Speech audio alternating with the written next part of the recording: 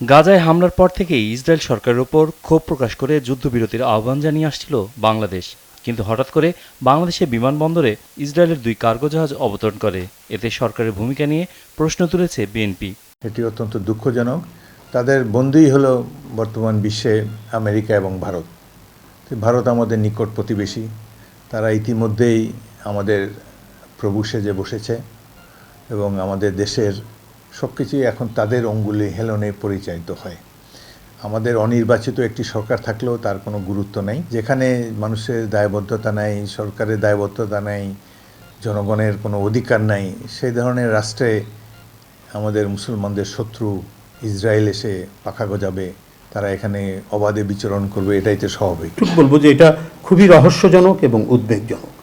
দেশবাসীকে নতুন বছরের শুভেচ্ছা জানিয়েছে বিএনপি। তবে দলের নেতাদের অভিযোগ, স্বস্তিতে নেই মানুষ। বলেন, উৎসবে আনন্দ নেই মানুষের। অন্যায়, অবিচার, অত্যাচার, দুঃশাসন, অপশাসন সমস্ত কিছুকে ভাসিয়ে দিয়ে আমরা জনগণের শাসন প্রতিষ্ঠিত করব, আমরা গণতান্ত্রিক শাসন প্রতিষ্ঠিত করব, আইনের শাসন প্রতিষ্ঠিত করব। এখানে প্রত্যেকটি মানুষ প্রাণ খুলে কথা বলতে পারবে। বাংলা নববর্ষ বাঙালিদের একটা প্রধান ও সাম্প্রদায়িক আনন্দমুখর একটি উৎসব ছিল। এখন ধীরে ধীরে এটি তার আবেদন হারিয়ে ফেলেছে।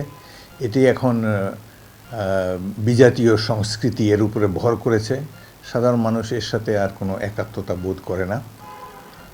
এবং দেশে যখন দুঃশাসন থাকে, দেশে গণতন্ত্র থাকে না, অর্থনৈতিকভাবে দেশের মানুষ নাজেহাল, দিন আনে দিন খায়, সাধারণ মানুষ, দরিদ্র মানুষের জীবনে কোনো আনন্দ নাই, সে সময় পহেলা বৈশাখ ধনীদের উৎসব ছাড়া অন্য কিছুই না। সরকারের ভুল পররাষ্ট্রনীতি এবং অব্যবস্থাপনার কারণে কুকিচিন ও রোহিঙ্গা সহ বিভিন্ন কারণে দেশের মানুষ নিরাপত্তাহীনতায় ভুগছে বলে মনে করছে বিএনপি নেতারা।